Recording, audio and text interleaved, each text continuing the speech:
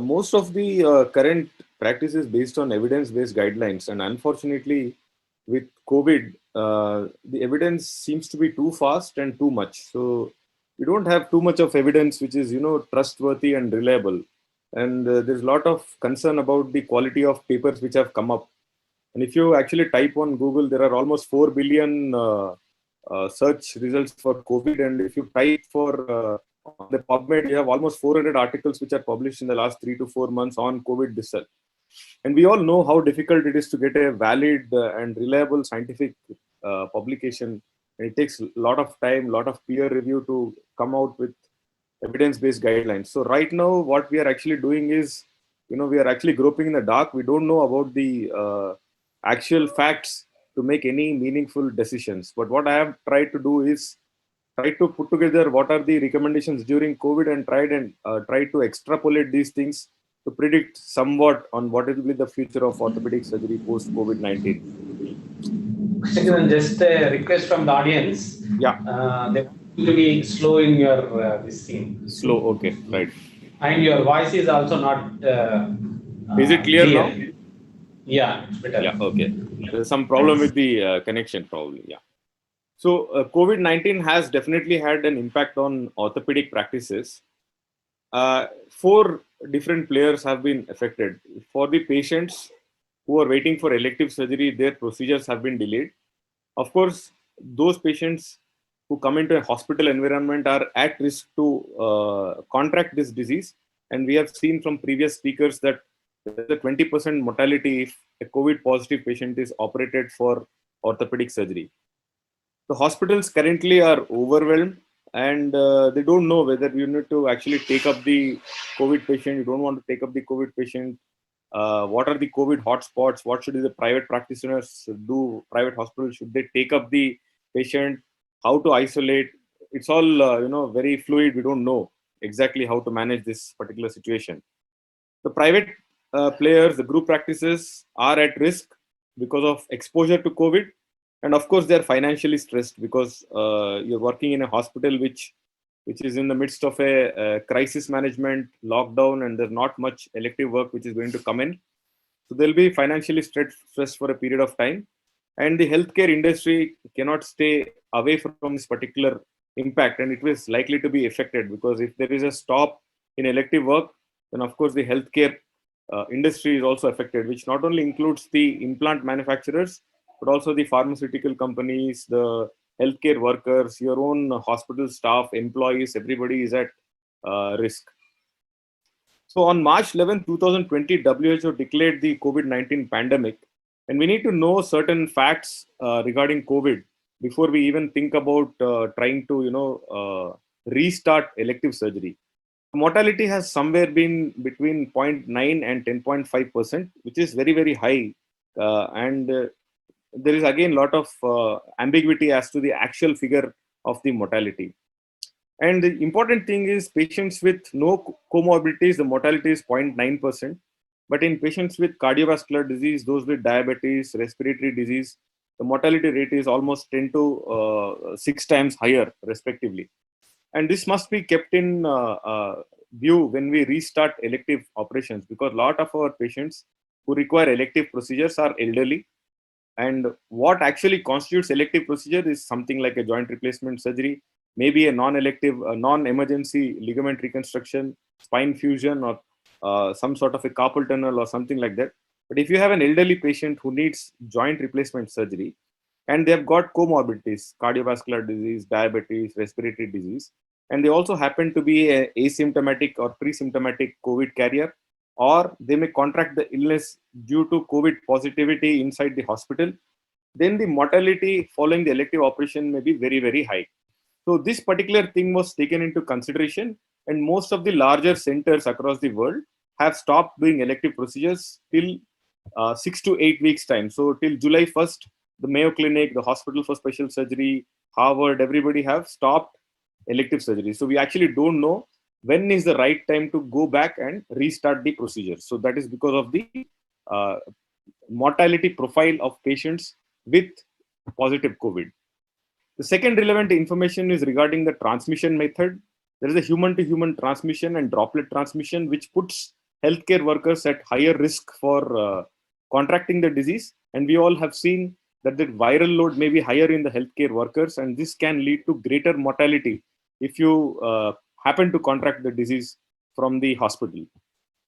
There is growing evidence that asymptomatic individuals could be drivers of the community spread of the virus, and as many as 30% of the COVID positive cases could be pre-symptomatic, asymptomatic, and moderately symptomatic. So this is a big problem because a lot of these people could be younger, they could transmit the disease to the elderly people, and the virus is spread almost 2 days before the symptoms. So somebody may come to you for an elective operation, may be asymptomatic, but they may still have COVID positive. You go and operate them, they come COVID positive after the surgery, and the mortality is 20%. Something happens after elective surgery, we are all liable. And the other important thing is, in asymptomatic cases, the viral shedding can last close to a month. This again is an important point because you could have asymptomatic viral shedding, which puts not only the healthcare workers at risk, but also the patient can sometimes become positive at a later date after the surgical procedure. The most other important point is about the ability to test all patients routinely. Like for universal precautions, we have a standard protocol of tests which we do for all of our patients. We do HIV testing, we do HCV testing, we do HBsAg testing. Certain high risk of transmission, high risk for the healthcare workers need to be determined preoperatively. This is again a problem area with COVID because we don't have the universal testing available. And I feel that unless we are able to universally test preoperative patients for their COVID status, we will not be able to resume any elective orthopedic surgery because the patient, if he is positive and asymptomatic, he would be a risk to the healthcare professional, and the inability to test it before surgery puts us at a real disadvantage. The second problem is with false negative tests. Currently, we have the RT-PCR and ELISA tests, and there could be false negative results up to 7 days in RT-PCR and 14 days for ELISA. So in my view, based on all this information, it will be very difficult to restart elective orthopedic surgery because we are already in a contingency phase, maybe going towards the crisis phase in this particular country, and some countries are already in the crisis phase. So there's no end or solution in the near future which is visible, which allows us to safely restart elective operations. So why should we have guidelines for elective surgery? And COVID-19 has irreversibly changed the rules. Right now, we're not doing elective surgery because we don't want shortage of PPE equipment for the patients who require COVID. We don't want shortage of hospital beds in case there are more sick patients with COVID. We don't want shortage of personnel because if they become involved in other work, then probably the patients who actually require them more at this point in time due to the contingency and crisis management of COVID will be short. And there is also no shortage of risk, both to the patient, high mortality with COVID positivity and elective surgery. There's no shortage of risk to the surgeons. There's no shortage of risk to the support staff, your nursing staff, your anesthetists, your housekeeping staff. Everybody is at risk for becoming COVID positive and contracting a higher, virulence of infection. So we need to have guidelines for elective surgery. And there are certain AOS guideline at this point in time, which are based on the environment you work in, the equipment concerns, and where in the curve we are. If there is a flattening of curve, maybe we have a chance to restart elective surgery, but there need to be certain protocols which have to be positioned in place before we restart the elective surgery. So again, the disease phase can be early, rapid escalation, and flattening of the curve. And you have specific guidelines, and you can go through these AOS guidelines. I'll not go into the details as to what surgeries can be done and what cannot be done at this point in time.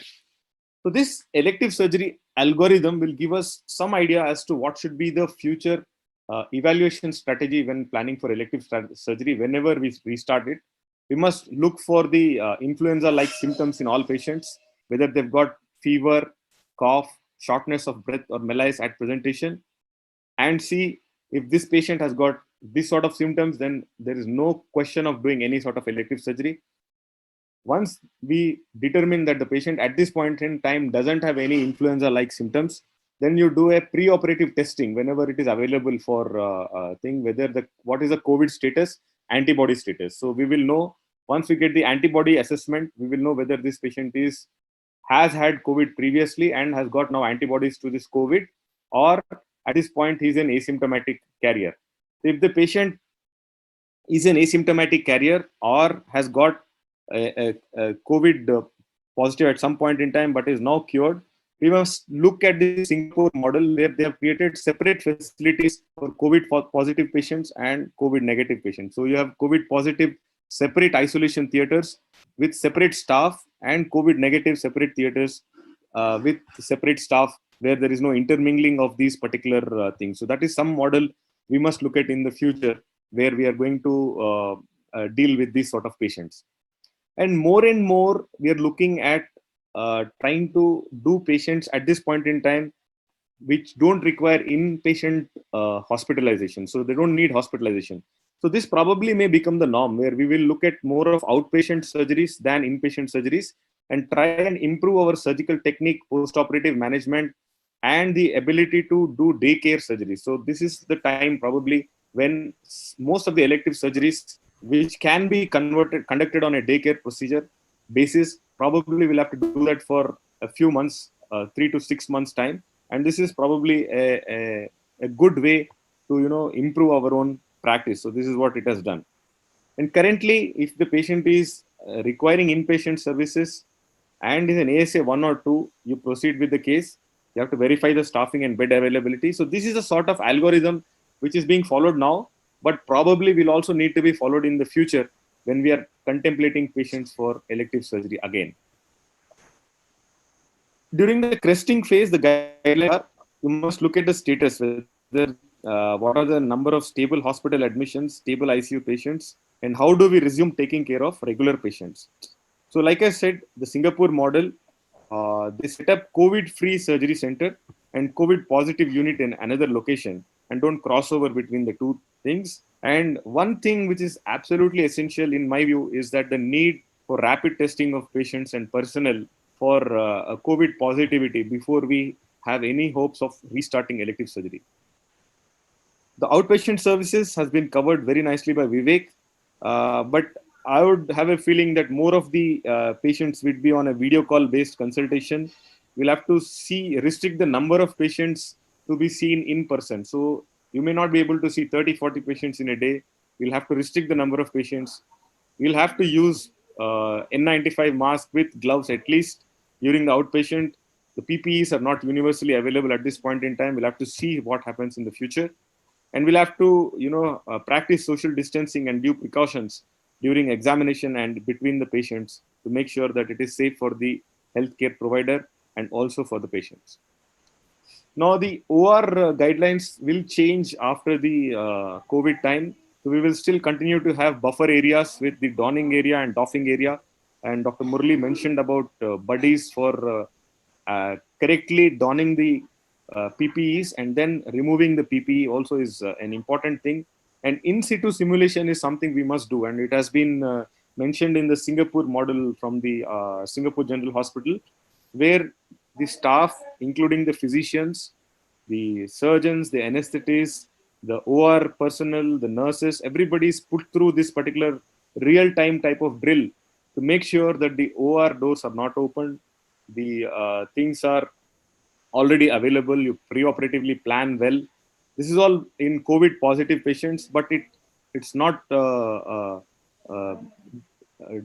it's not unusual to say at this point in time that we must consider each and every patient to be a potential COVID transmitter unless proven otherwise. So this may be the new universal guidelines which must be put in place to individual hospitals, the ability to don and operate using the PPEs. And I must tell you, it's not very easy to operate using a PPE. It's not very comfortable, but probably it will become the new norm. And all the staff must be trained properly. And the other important thing is they need to shower once the operation is over. So they need to be taught properly how to put on the PPEs and how to remove them. The patients who require general anesthesia must be managed differently. even after this particular period is over. And you need to have at least you have around 25 air exchanges per hour which are happening. And we need to have at least two air exchange times, that is 8 to 10 minutes time between the anesthesia, intubation and extubation, as has been mentioned by Dr. Murli earlier, and this will continue. The current recommendations for orthopedic surgeons in the OR probably will be extrapolated in the future. For COVID-19 positive cases and suspected cases, you will have to use this PPEs, which include N95 mask, COVID goggles, blue balaclava, and face shield. So this probably will become the new norm. For non-COVID-19 but high aerosol procedures, which include power tools, reamers, saw, repeat drilling. Again, there's not evidence for this, but this is based out of the 2003 SARS protocol. So they have extrapolated it to the COVID-19 at this point in time. But probably this will continue in the future, where you will still have to use all the standard protective equipment, which will become the new norm. Some of the operating room considerations will probably not use laminar airflow. We can use laminar airflow, but not the positive pressure rooms. And they should ideally be turned off. And negative pressure wherever possible will probably become the new norm for the next 6 months to a year when we restart elective surgery. The reason being, aerosol transmission guidelines indicate increased air pressure can distribute fine particles through the room and via non-steel doors into the corridor. So there can be dispersion of the infected material into the OR and into the corridors. Regarding the use of space suits, Zimmer and Stryker have again given disclaimers, and it has been now categorically shown that the open fan systems you should not use. And this is because they have actually been designed to decrease contamination of wound and protect from splashback, but they are ineffective at preventing respiratory droplet transmission. And the airflow can actually pull contaminated submicron particles into the suit, and therefore they can be more difficult to remove according to the PPE protocol at the end of the case. Space suits with fan system deactivated, again not advised, because it can cause lightheadedness and fainting because of carbon dioxide retention, and fogging occurs when a fan system is not working, and this can impair visibility. So space suits as such should not be used in the OR. So we need to reinvent the way we use operating rooms for the next few months. We'll definitely have to use the N95 mask, and it's not easy operating with the N95 mask and the goggle because there's more potential for fogging. So the longer duration surgeries will become more difficult. So the surgeons need to get used to this new normal of using greater protective equipment at the time of surgery. The use of power tools again will be associated with droplet and fine particle generation, and therefore you need to use protection wherever you're using the power tools. The electrocautery must always be used with a suction type of device, which has now been recommended. Probably it will continue in the future. We may close wounds more with subcuticular closure with absorbable sutures because we don't want to call the patient back for suture removal, and this may continue for a while now. Dressing again should be visible dressing, and we must do away with cast, use probably a slab which can be removed at some point in time by the patient. So the summary of main recommendation at this point in time is: do not use laminar flow, turn off positive pressure, convert it to negative if available.